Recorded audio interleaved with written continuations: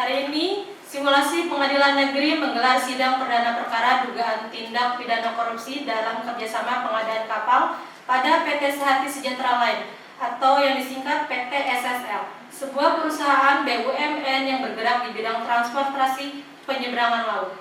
Perkara ini menyeret sejumlah pejabat tinggi PT SSL yang diduga telah menyalahgunakan kewenangan, melakukan rekayasa kerjasama, serta menguntungkan pihak swasta PT JP, sehingga menimbulkan kerugian keuangan negara dalam jumlah besar.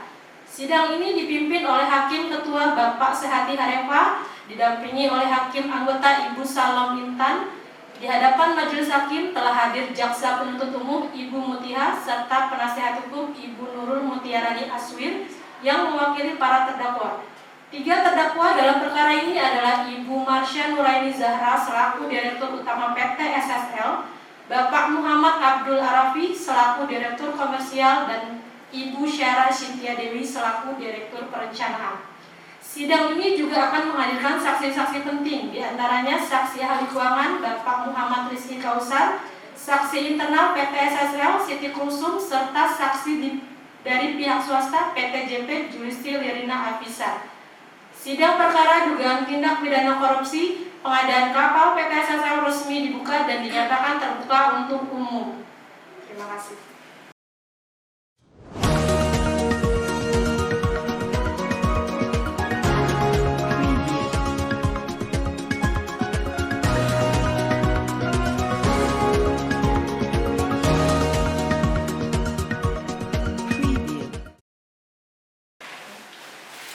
Sidang perkara dugaan penyimpangan akuisisi kapal oleh PT SSL dengan nomor perkara 12/2025/P/Sus saya buka. Semua hadirin diminta menjaga ketertiban.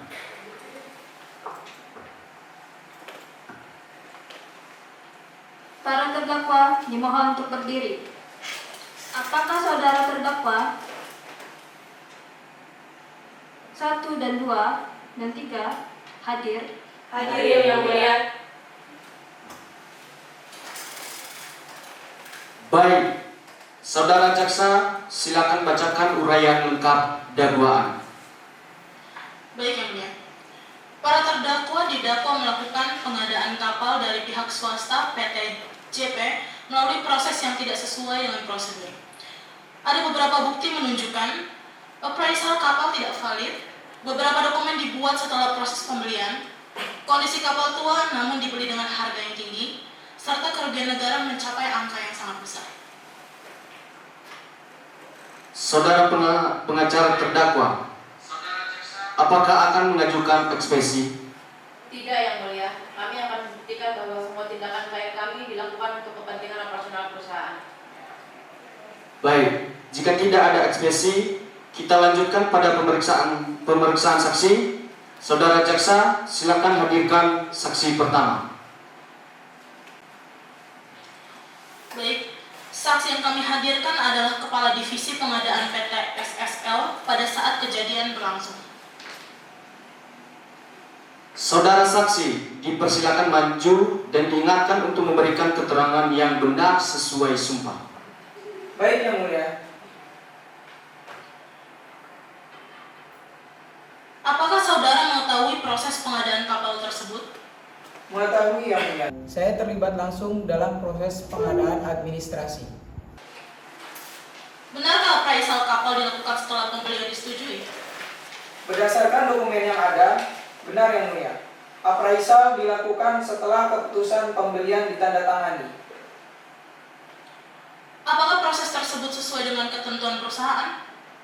Tidak sesuai yang mulia. Seharusnya kajian dilakukan sebelum keputusan pembelian. Baik, saudara penasihat hukum, apakah akan mengajukan pertanyaan kepada saksi? Iya yang mulia. Saksi, apakah benar keputusan tersebut didasari urgensi operasional perusahaan? Walaupun ada alasan urgensi, namun seharusnya tetap dilaksanakan sesuai prosedur yang mulia. Apakah saksi bisa memastikan klien kami bertindak dengan niat merugikan negara? Mohon maaf yang mulia, pertanyaan tersebut di luar kapasitas saya. Saya tidak bisa memastikan niat seseorang, namun saya hanya berbicara sesuai fakta administrasi saja. Baik, keterangan saudara saksi dicatat. Apakah ada saksi berikutnya, saudara jaksa? Ada yang mulia. Kami mempersiapkan saksi tambahan. Baik, saudara saksi, jelaskan peran Anda dalam pengadaan kapal. Izin yang mulia, saya menjabat sebagai manajer pengadaan.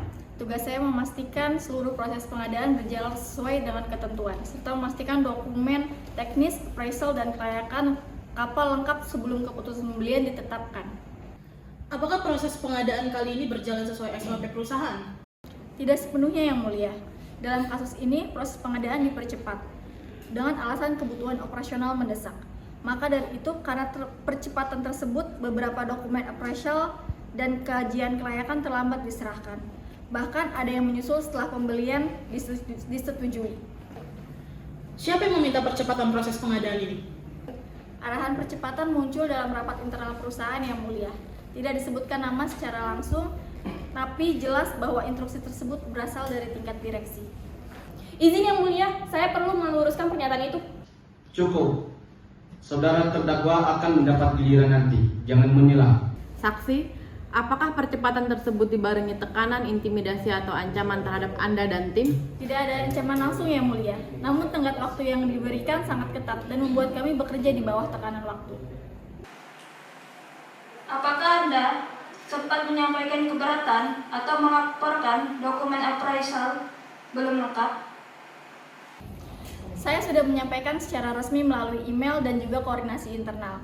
Namun jawaban yang saya terima adalah lanjutin saja dulu prosesnya. Dokumennya akan menyusul. Jadi pada akhirnya kita tetap diminta meneruskan proses walaupun kekurangan administrasi yang mulia. Dari siapa instruksi untuk tetap melanjutkan proses tersebut? Dari bagian perencanaan dan atasan langsung dalam struktur pengadaan yang mulia.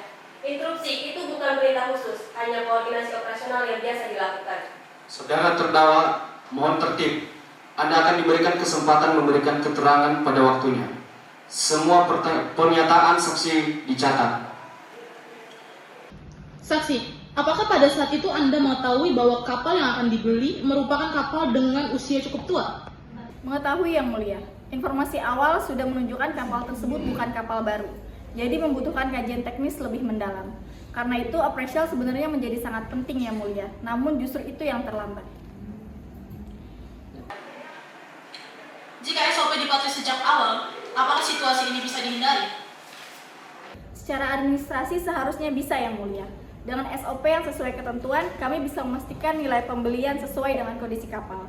Dan setiap risiko dapat dipertimbangkan secara objektif sesuai dengan keputusan yang dibuat. Baik, keterangan saudara saksi telah dicatat. Apakah penasihat hukum masih ada pertanyaan tambahan? Cukup yang mulia. Baik, saksi dapat meninggalkan ruang sidang. Saksi berikutnya, silakan jelaskan hubungan Anda dengan SSN. Yang mulia, kami adalah perusahaan swasta yang menjual beberapa kapal kepada PT Sahati Sejahtera. Hubungan kami adalah sebagai penjual, sedangkan SSL bertindak sebagai pembeli. Negosiasi dilakukan melalui beberapa pertemuan resmi dan komunikasi yang tertulis.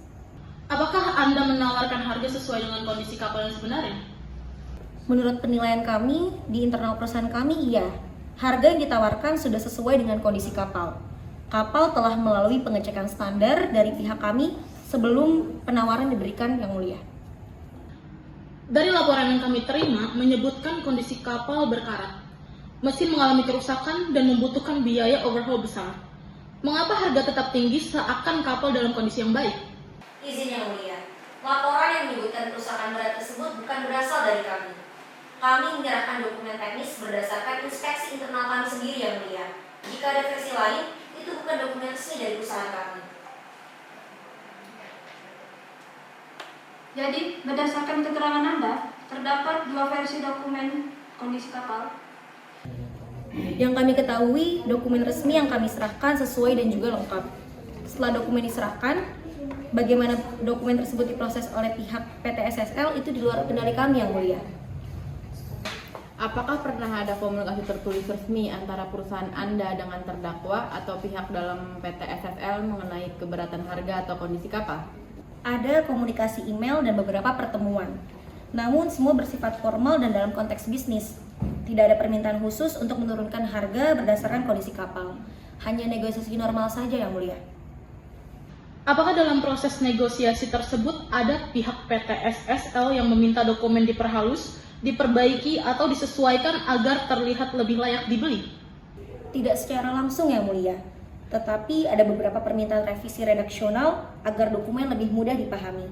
Kami tidak diminta mengubah fakta teknis, hanya tata bahasa dan juga struktur laporannya saja, Yang Mulia. Apakah perusahaan Anda mengetahui bahwa kapal yang dijual kemudian digunakan sebagai dasar penyusunan laporan yang berbeda dengan versi saudara? Kami mengetahuinya setelah kasus ini mencuat, Yang Mulia. Sebelum itu, kami tidak mengetahui adanya perbedaan isi dokumen dengan yang kami keluarkan tersebut, Yang Mulia.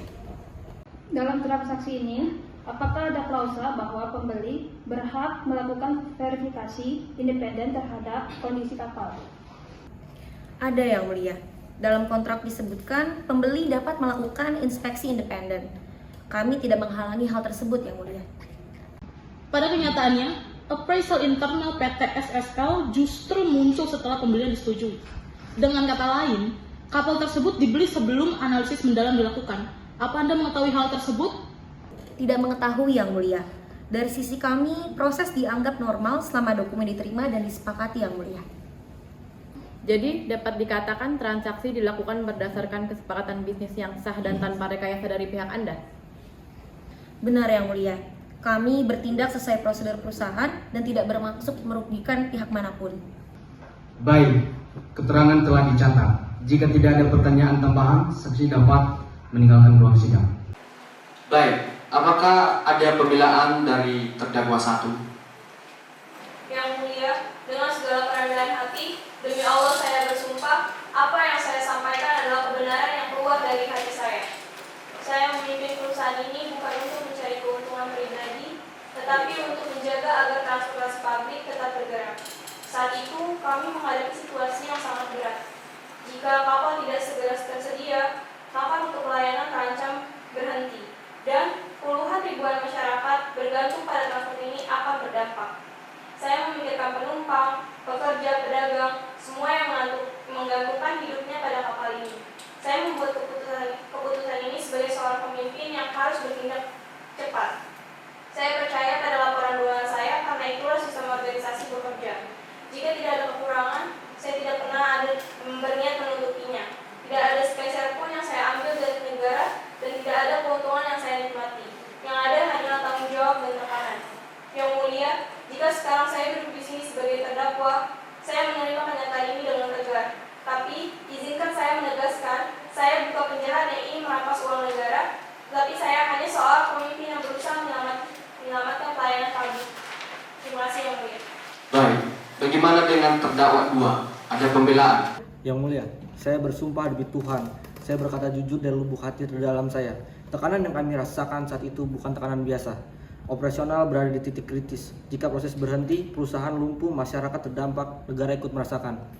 Kami bekerja dengan waktu. Kami bekerja siang malam, kami tidak sedang santai mengabaikan prosedur. Kami hanya mencoba memastikan roda pelayanan tetap berputar. Saya tahu administrasi itu penting, tetapi pada saat itu kebutuhan lapangan jauh lebih mendesak. Jika kami salah mengambil langkah terlalu lama, dampaknya jauh lebih besar. Tidak pernah sekalipun saya berpikir untuk merugikan negara. Tidak pernah ada niat kotor, saya hanya menjalankan tugas. Saya adalah seorang ayah, seorang suami, saya bekerja untuk negara ini, bukan untuk melukai negara yang saya cintai. Baik, bagaimana dengan terdakwa 3? Ada pembelaan? Yang Mulia, demi Allah saya bersumpah, saya tidak pernah berniat sedikit pun untuk menyembunyikan kebenaran ini. Saya hanya menjalankan tugas sesuai dengan tupoksi saya. Data yang saya terima itulah yang saya olah. Saya bukan pengambil keputusan akhir. Saya hanyalah bagian dari sistem yang bekerja di tengah situasi darurat. Jika dokumen appraisal tidak lengkap, bukan berarti karena saya sengaja, tetapi karena proses berjalan dengan tekanan yang sangat luar biasa. Saya tidak pernah meminta siapapun untuk memanipulasi data. Saya tidak pernah sekalipun ingin merugikan negara. Yang Mulia, saya juga manusia. Saya punya keluarga. Saya ingin melihat kepala keluarga pulang dengan terhormat. Saya bukan koruptor. Saya hanya pegawai yang berusaha menjalankan tugas saya. Terima kasih, Yang Mulia. Majelis Hakim yang mulia, lihatlah para terdakwa ini bukan hanya sebagai jabatan, tapi sebagai manusia.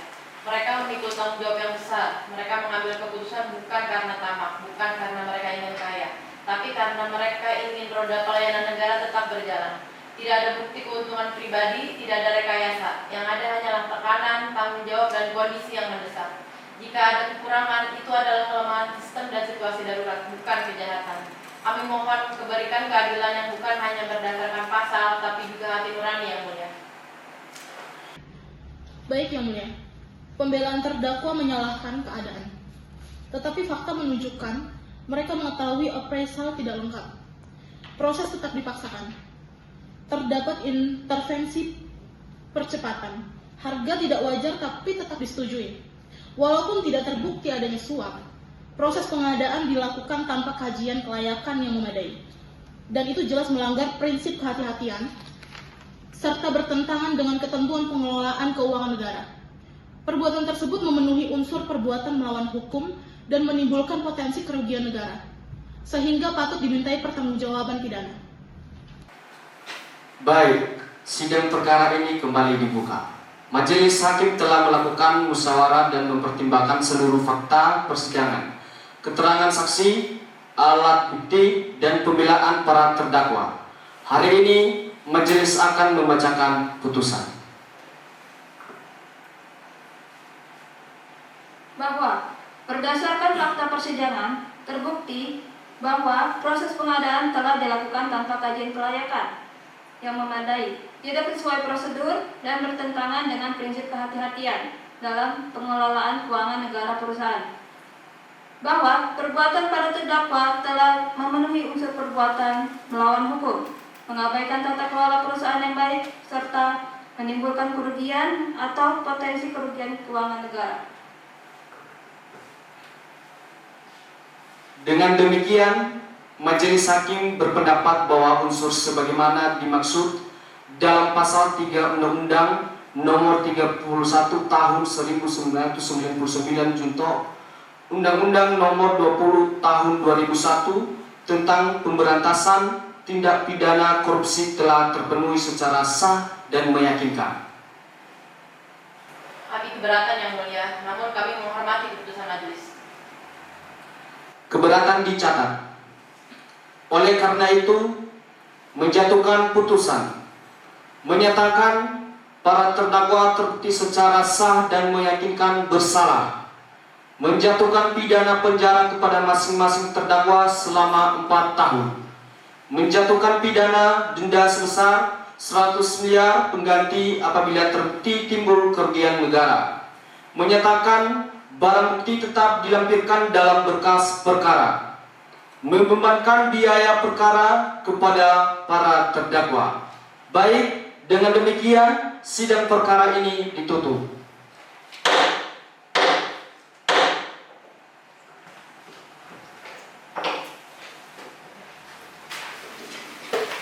Malam, hari ini Rabu tanggal 28 Januari 2026, saya Dr. Karsam dan Dr. Solihin selaku dosen pengampu mata kuliah anti korupsi dan audit investigasi.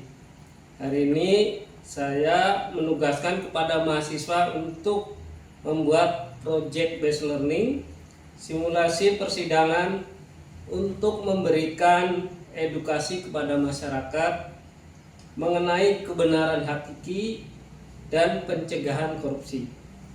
Demikian project based learning ini kami buat dengan tujuan untuk pemenuhan tugas Tridharma Perguruan Tinggi Institut Bisnis dan Komunikasi Swadaya. Terima kasih, selamat malam. Wassalamualaikum warahmatullahi wabarakatuh.